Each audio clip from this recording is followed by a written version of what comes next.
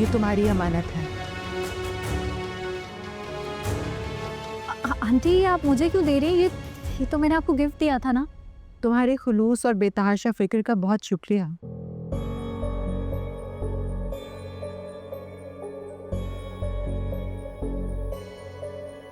मैं हमेशा तुम्हारी एहसानमंद रहूंगी कि तुमने मेरी बहुत परवाह की।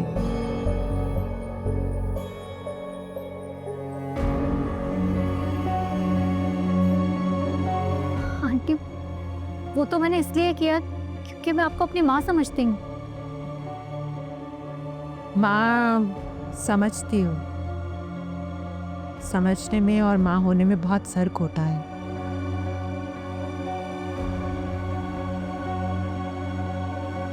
और रिश्ते दो ही मोतबर होते हैं, एक खून का और दूसरा शरई।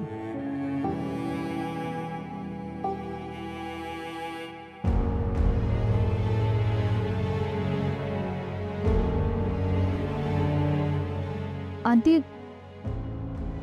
रिश्ता खुलूस, एहतराम और दोस्ती का भी होता है। और आप शायद भूल रही हैं आंटी, मेरा तो आपके साथ रिश्ता खुलूस और एहतराम का है ना। उसी ताल्लुक की वजह से तो मैं तुम्हें यहाँ से धक्के देकर नहीं निकाल रही। मुझसे बहुत सारी गलतियां हुई हैं। गुस्से में और जज्बात में आकर मैंने बहुत कुछ गलत किया है, लेकिन अब मैं गुस्से और जज्बात का इजहार नहीं करना चाहती हूँ। आंटी आपको क्या हो गया? मुझसे कोई गलती हो गई है क्या? आप मेरे साथ ऐसे क्यों बात कर रही हैं? क्यों नाराज हो रही हैं मुझसे? मैं तुमसे नाराज नहीं हूं सचिन।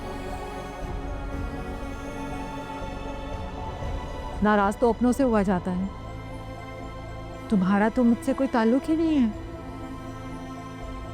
और अल्लाह का लाख लाख शुक्र है कि मेरी आंखों पर बंधी पट्टी अब उतर चुकी है।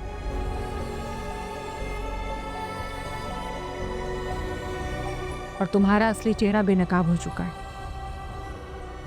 कौन सा असली चेहरा? वही जो तुम हमें दिखा रही थी।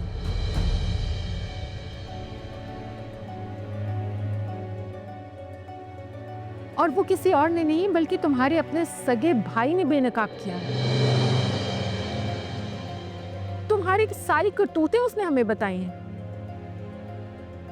मैं तो हैरान रह गई कि मैं तुम्हें क्या समझ रही थी और तुम्हारी असलियत क्या निकली।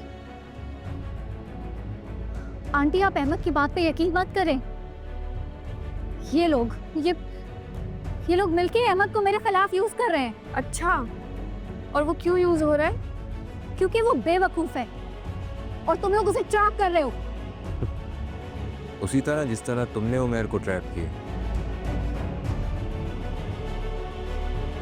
अब ये मत बोलना कि तुम उसे जानती नहीं हो, तुम्हारा उससे कोई ताल्लुक नहीं।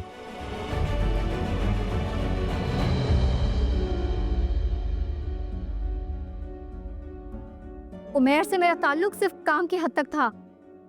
उसे मैंने हायर किया था अपने बिजनेस को एस्टेब्लिश करने के लिए।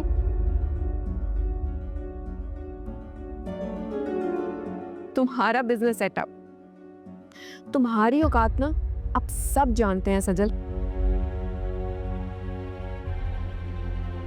एनीवेज, तुम और तुम्हारा मकसद अब दोनों मिट्टी में मिल चुके हैं।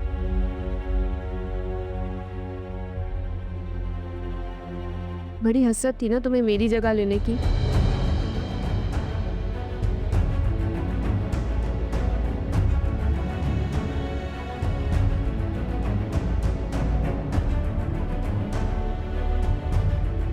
तुम्हारी जगह कोई नहीं ले सकता अनम। तुम्हारी जगह सिर्फ तुम्हारी है। कोई भी ऐरा गैरा तुम्हारी जगह नहीं ले सकता।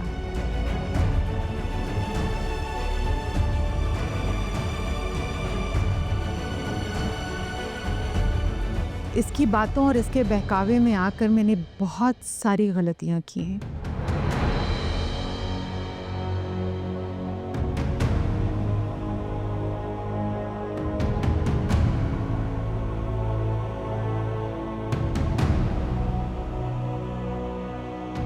अपनी इकलौती और फर्माबरदार औलाद को दुख दिया है मैंने, तकलीफ पहुंचाई है उसे।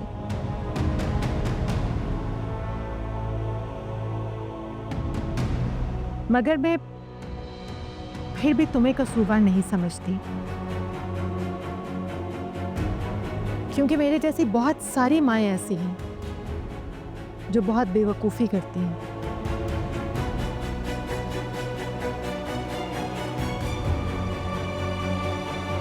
अपनी औलाद से मोहब्बत का दावा तो ज़रूर करती हैं, लेकिन फिर उसी औलाद को आजमाइश में डाल देती हैं।